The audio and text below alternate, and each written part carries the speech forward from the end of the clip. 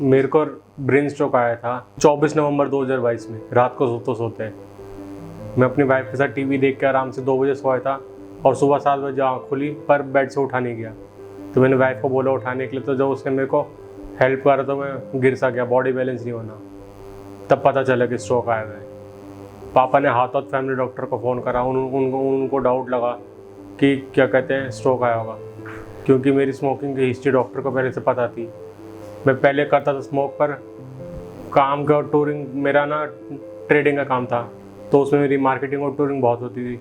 तो उस काम के दौरान मेरी स्मोकिंग थोड़ी बढ़ गई थी। स्ट्रोक के बाद तब डॉक्टर ने पहले फिजियोथेरेपी रिकमेंड करी। मेरी ब्रेन की सर्जरी हुई थी ना नवंबर में, तो स्कैल्प हटा के डॉक्टर ने प्रिजर्व करके रख लिया था, और वो दोबारा स्कैल्प लगा था मेरा फेब में।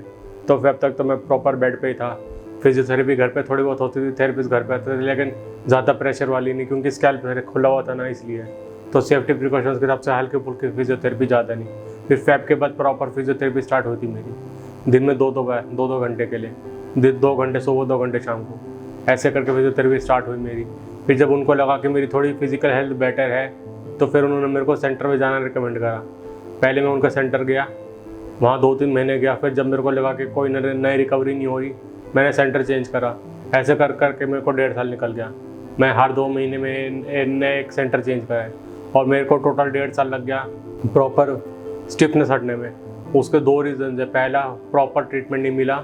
दूसरा कि क्या कहते हैं, दोनों टाइम मेरे पूरे 1.5 साल में दो बार तो विंटर्स आ गए। एक तो नवंबर के जब स्ट्रोक पड़ा, फिर दूसरा विंटर दोबारा।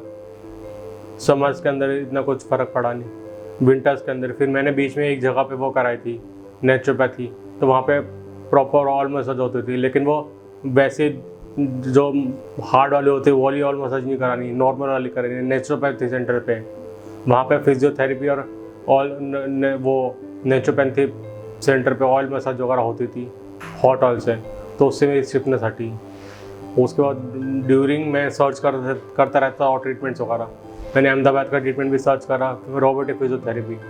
वो एक्सपेंसिव थी, इस चक्कर में गया नहीं मैं। वहाँ पे 1 महीने का 3 लाख रुपये का खर्चा है। पर मैंने सोचा कि उससे पहले मैं नेहा मैम के पास आ जाऊँ, क्योंकि इनके ट्रीटमेंट में क्या नर्व्स एक्टिवेट करते हैं। तो मैंने अपना दिमाग थोड़ा यही सोचा कि पहले नर्व्स एक्टिवेट करा लूँ, फिर फिजियोथेरेपी वो रोबोटिक करके फिर वो मूवमेंट्स लेके आऊँगा। इसलिए मैं पहले मैम के पास आया। मैम का मेरे को इंस्टाग्राम का थ्रू पता चला था। मेरे बेस्ट फ्रेंड ने मेरे को इंस्टाग्राम पे ऐसे रैंडमली फॉरवर्ड करा था कि पुराने से पुराना पैरालिसिस ठीक करें।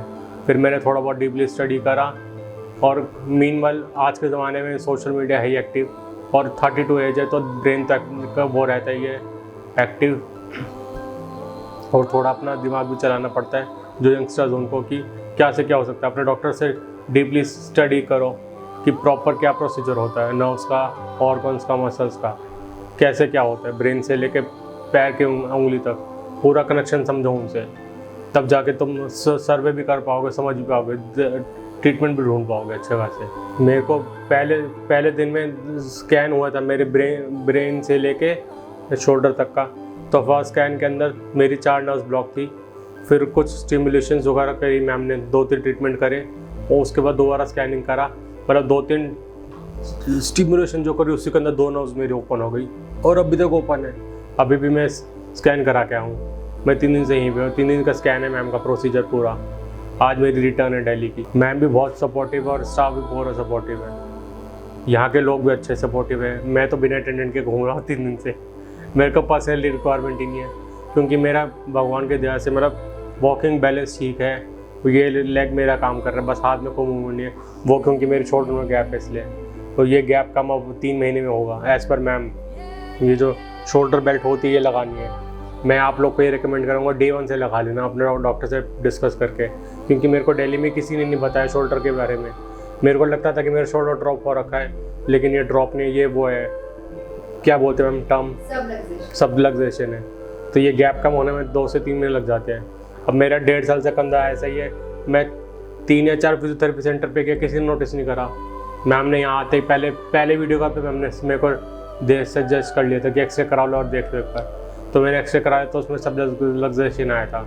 तो 1 महीना पहले मैंने दिल्ली के अंदर शोल्डर बेल्ट लगा के रखी, बट मेरे को क्यूरियोसिटी थी मैम से जल्दी मिलने की, ट्रीटमेंट जल्दी स्टार्ट कराने की।